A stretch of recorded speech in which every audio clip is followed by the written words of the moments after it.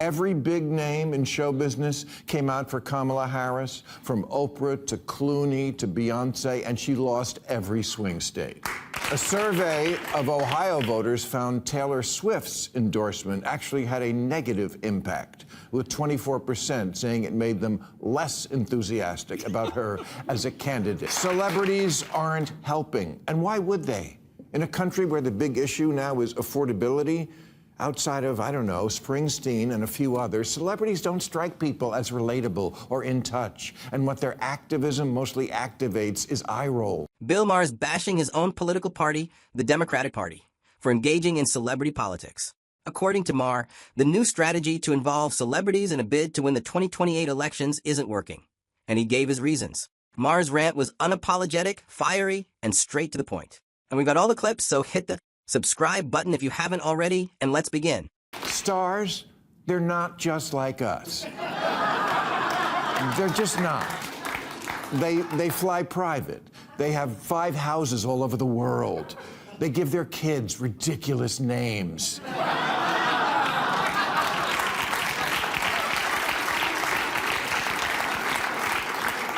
They make candles that smell like their vagina.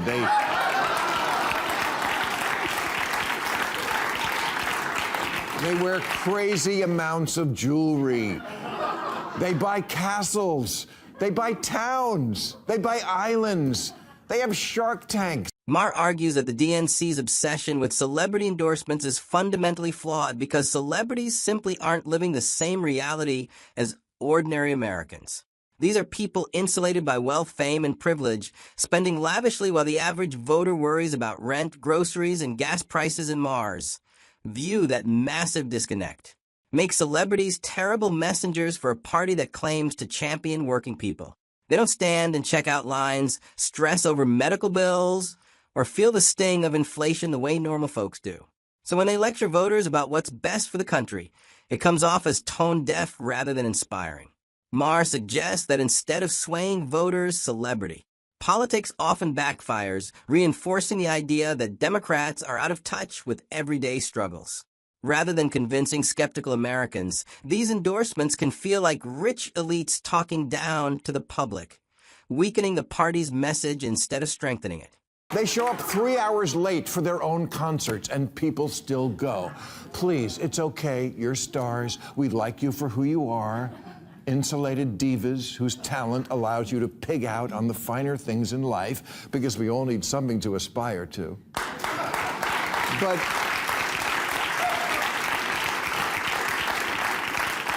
But being talented, which you are, isn't the same as knowing things or having the credibility to advise people on their politics. Here's where Maher really drops the hammer. He acknowledges that celebrities are undeniably talented at what they do, but talent on a movie set or a concert stage doesn't magically turn someone into a subject matter expert on politics, economics, or public policy. Being able to memorize lines, play a role convincingly, or sell out arenas doesn't mean you understand daily struggles of voters or the complexities of governing a country. Maher points out that audiences often blur the line between performance and reality, mistaking on-screen authority for real-world wisdom. Actors can portray presidents, activists, or working-class heroes, but once the cameras stop rolling, those characters disappear. The problem, Maher argues, is that politics starts treating performers as if they actually are the roles they play. That illusion may work in Hollywood, but in the real world it leads to shallow messaging, misplaced trust, and a political conversation built more on fame than fact. You rail against privilege, but you avail yourself of the greatest privilege of all, to remain clueless.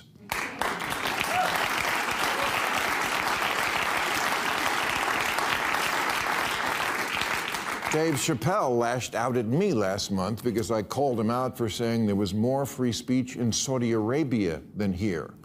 Well, I was right. What he said was stupid. America has many problems, including free speech issues on both left and right, but we're real different than Saudi Arabia. If you don't believe me, try opening a lesbian art gallery there. Maher goes even further, flat out blasting celebrities for lecturing the public on politics when, in his view, many of them are painfully uninformed. He argues that fame has created a bubble so thick that most celebrities barely understand what's happening beyond Hollywood, let alone across the country or the world. Surrounded by yes men, publicists, and luxury, they mistake applause for insight. Maher says this disconnect leads to wildly ignorant takes being delivered with total confidence. To drive the point home, he cites comedian Dave Chappelle, who once claimed there was more free speech in Saudi Arabia than in the United States. For Maher, that statement perfectly captures the problem. Bold political opinions, built on shaky facts. When celebrities speak, people listen.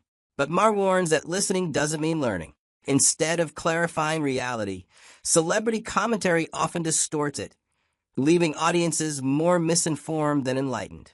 Celebrities don't know about the real world. So Democrats, it's great you have all the big celebs, but people see them as an arm of the Democratic Party, which they already suspect for lacking common sense. I know. I know the celebrities mean well, and we thank them for having their heart in the right place, but just do you. Do what you do so well. Use your extraordinary talents for the noble cause of bringing relief from the problems that ribbons and pins can't fix. I know it's very important to you that you feel that you're making a difference, so let me assure you, you are. You're making independents vote. According to Maher, independents can smell the inauthenticity from a mile away. They recognize that many celebrity endorsements aren't grounded in real-world experience, but in performative virtue, signaling designed to curry favor with Democratic elites. To these voters, it feels less like genuine concern and more like wealthy stars chasing applause and social approval. Maher argues that this dynamic makes Democrats look like flashy show-offs rather than a party seriously invested in solving everyday problems. Instead of connecting with ordinary Americans, the party appears obsessed with image, status, and Hollywood validation. That perception, Maher says, is toxic with independents who value sincerity over spectacle when voters will talk down to by people who've never shared their struggles. Resentment builds quickly, and in that vacuum, Republicans step in, presenting themselves as more grounded and relatable, even if the policies are debatable. In Maher's view, it's this cultural disconnect, not just policy disagreements, that steadily pushes independents away from Democrats and toward Republican candidates. Some of your favorite stars and politicians who speak about the need to reduce our carbon footprint, but who are always on private planes. That's right, all of them. If you don't see a celebrity's picture here, it's because we weren't allowed to use it. Or their series got canceled. But all the environmentalists of Hollywood and Washington do it. Their position on climate change is, we must do more to stop pouring carbon into the air, except for me when I want to go somewhere and then I take a private jet. Maher then turns his fire on what he sees as blatant celebrity hypocrisy, using environmentalism as the clearest example. He points out that many celebrities loudly brand themselves as climate warriors, lecturing the public about carbon footprints and personal responsibility. Yet the moment it's convenient, they hop on private jets, one of the most carbon-intensive ways to travel. To Mars, that contradiction is impossible to ignore. It sends a message that the rules are for everyone else, not for the wealthy and famous. In his view, this double standard completely destroys credibility. If you don't live by the values you promote, why should anyone take your lectures seriously? Maher argues that this hypocrisy deepens the disconnect between celebrities and ordinary Americans who can't afford private planes and already feel overburdened. Instead of inspiring change, these contradictions breed resentment, reinforcing the belief that celebrity activism is more about image than genuine sacrifice or accountability. Ed and Greta, that's who walks the walk. Everyone else is full of shit, and I'm done being full of shit. I can take being a bad environmentalist, because almost all of us are, but I can't take being a hypocrite. Now, I always justified renting a plane because I only used it for work and literally could not get to most of my stand-up gigs on time any other way. How do you think I did it all those years? I said goodnight here at 8 p.m. and was on stage in Vegas at 10. But I don't need to do stand-up. like tomorrow night in Albuquerque. Maher does offer a small concession. He admits that there are moments when celebrities genuinely need to be in multiple places on tight schedules, and in those cases, private jets might be understandable. But he draws a hard line there. Not every trip is an emergency, and not every journey requires a luxury aircraft. In fact, many of these trips could easily be done on commercial flights, or even by car. Yet time and again, celebrities still choose to fly private simply because they can tomorrow. That choice exposes the real issue: convenience over conviction. If someone is truly serious about environmental responsibility, they would make occasional sacrifices, even minor ones. Instead, these repeated private flights revealed that the activism often stops where personal comfort begins. Maher argues that this pattern reinforces public cynicism, making celebrity environmentalism look less like a moral stance and more like a branding exercise detached from real-world accountability. Could fly commercial. Why don't they? Ask anyone who tried to get home for Christmas last year. And don't tell me the younger generation is better. They're not. They're just poorer. They're actually worse. This is who they look up to. The family where everyone has their own private jet. And kids love Bitcoin, which, to determine the value of, takes an amount of computer processing that uses more electricity than some whole countries. Kids could have rejected that, but they didn't. They love it. Why? Because they want to be rich. Why? So they can fly private. Maher then shifts his focus to the younger generation, taking aim at what he sees as performative environmentalism. He argues that many young activists loudly brand themselves as protectors of the planet, not necessarily because they live more sustainably, but because they simply don't have the money to engage in high-emission luxuries like private jets and Mars. View this moral posturing is cheap when it's driven by financial limits rather than real sacrifice. He adds that the same generation often embraces trends that quietly undermine their environmental claims. One example he highlights is Bitcoin mining, an energy-hungry industry that consumes massive amounts of electricity and leaves a sizable carbon footprint.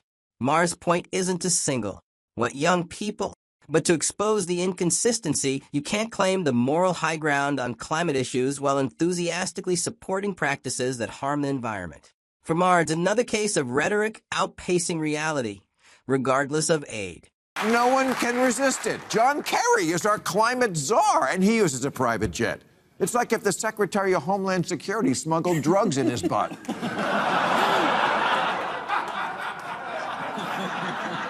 People take jets to environmental conferences. If you could run TED Talks on hypocrisy, you wouldn't. Maher then shifts his focus to the younger generation, taking aim at what he sees as performative environmentalism.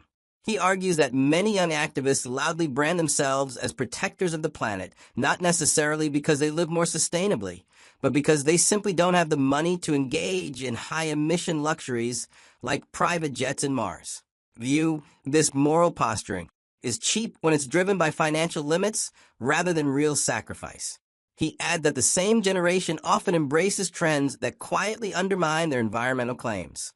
One example he highlights is Bitcoin mining, an energy-hungry industry that consumes massive amounts of electricity and leaves a sizable carbon footprint. Maher's point isn't to single what young people, but to expose the inconsistency. You can't claim the moral high ground on climate issues while enthusiastically supporting practices that harm the environment. For Maher, it's another case of rhetoric outpacing reality, regardless of aid. But sorry, not sorry. I tried to do my part for the environment. I never had kids. The one thing worse for the planet than private jets. It's true, because then they have kids. I had the first generation Prius in 2001. It looked like a Tylenol gel cap. I was always handing my keys to valets who were driving a better car than me. I had the first Tesla in 2010, and honestly, both these cars sucked. Taken together, Maher's critique paints a damaging picture for the Democratic Party. He argues that celebrity-driven politics has become a liability, not an asset, exposing a deep disconnect between elite voices and everyday Americans. When celebrities preach values they don't live, and politicians repeat those messages without backing them up with honest action. Trust collapses. Voters, especially independents, see through the performance and resent being lectured by people who don't share their struggles. Maher's message is blunt. Politics can't be run like an award show. Slash fame and moral posturing.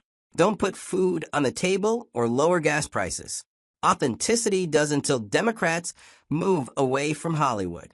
Validation and focus on real-world credibility. They'll continue bleeding support to Republicans who present themselves as more grounded and relatable. In Maher's view, the fix isn't complicated. It just requires the party to stop performing, start listening, and actually live the values it claims to represent. And on this note, we draw the curtains on today's video. If you enjoyed it, then hit the like button and subscribe to this channel for more videos like this. Thanks for watching, and I'll see you in the next one.